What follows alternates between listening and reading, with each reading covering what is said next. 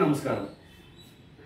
ఈరోజు డాక్టర్ బాబాసాహెబ్ అంబేద్కర్ గారి జన్మదిన వేడుకలు మంగళగిరి కాంగ్రెస్ పార్టీ ఆఫీసులో ఘనంగా నిర్వహించడం జరిగింది.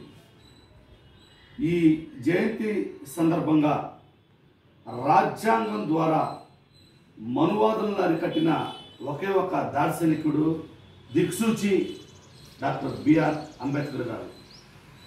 దళితులను పోరాడండి, బోధించండి, సమీకరించండి అని చెప్పి మీరు భావితరాలకు మీరిచ్చే ఆస్తులు మీ బిడ్డలను చదివించుకోండి అని చెప్పేసి ఒక మంచి మార్గాన్ని రాజ్యాంగం ద్వారా దళితుల భావి భారత పౌరులకు ఒక మంచి మార్గాన్ని, మంచి బాట వేసిన వ్యక్తి డాక్టర్ బిఆర్ అంబేద్కర్ గారు. గమనించండి సహోదరులారా, ఈరోజు అంబేద్కర్ గారు భారతదేశానికి దిక్సూచిగా ఉన్న రాజ్యాంగాన్ని మార్చాలని ఆర్ఎస్ఎస్ భావజాలాలతో ఉన్న బీజేపీ ప్రభుత్వం, దానికి సంబంధించిన కూటమి ప్రభుత్వాలు వ్యవహరించే తీరు ఎంతో భయానకంగా ఉన్నాయి. ఆలోచించండి.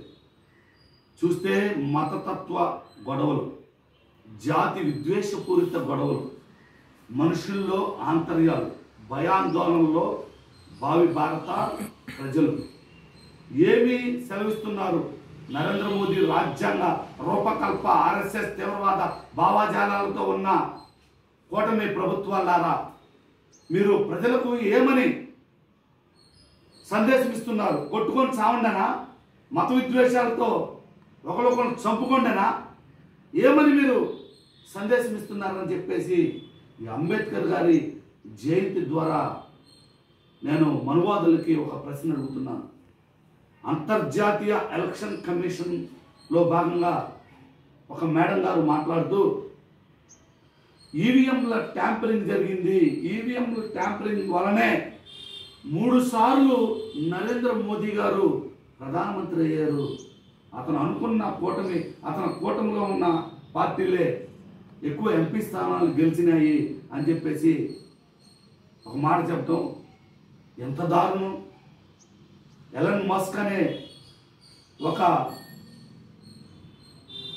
శాటిలైట్ సంస్థ అధినేత గ్రోక్ సంస్థ అని ఒకటి నిర్వహించినప్పుడు ఆ గ్రోక్ చెప్తుంది, నరేంద్ర మోదీ అవినీతి పరుడు, నీ అవినీతి, నువ్వు ప్రభుత్వ ఆస్తులను నువ్వు ప్రైవేట్ దారులకు అప్పచెబుతున్నావు, నీ అవినీతి వ్యవసాయదారుల మీద నువ్వు నల్ల చట్టాలు విధిస్తున్నావు, నీ అవినీతి మత కల్లోలం, మతాన్ని సృష్టించి నువ్వు అధికారంలోకి వస్తున్నావు, నువ్వు పుల్వామా దాడిలో సైనికుల దాడిని నువ్వు బూచిగా చూపించి నువ్వు అధికారంలోకి వస్తున్నావని గ్రోక్ వేసిన ప్రశ్నలకు నరేంద్ర మోదీ గారి దగ్గర సమాధానం లేదు.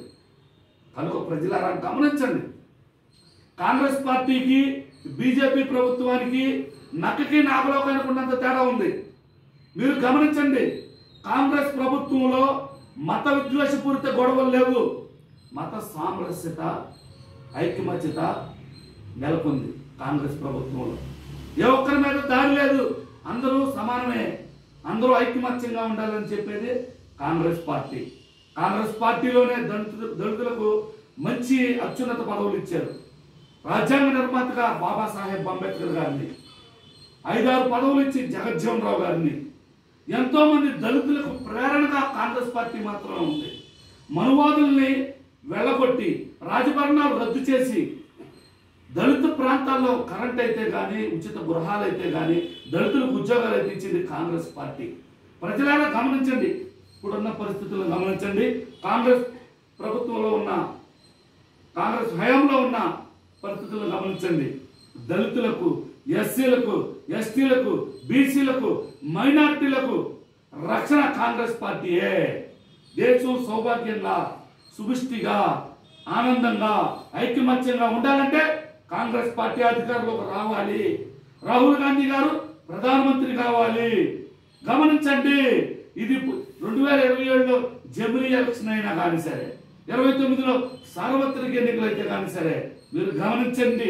మీరు గమనించి ఆచితూచి అడుగు వేయకపోవడం వల్ల 3 పర్యాయాలు బీజేపీ ప్రభుత్వంలో అలలాడిపోతున్నాం.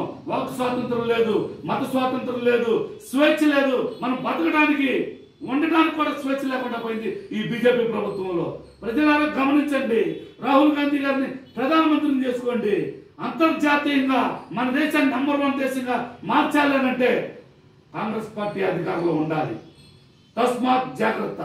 జై కాంగ్రెస్, జై కాంగ్రెస్, జై అంబేద్కర్ గారు, జోహార్ అంబేద్కర్ గారు, జోహార్ అంబేద్కర్ గారు.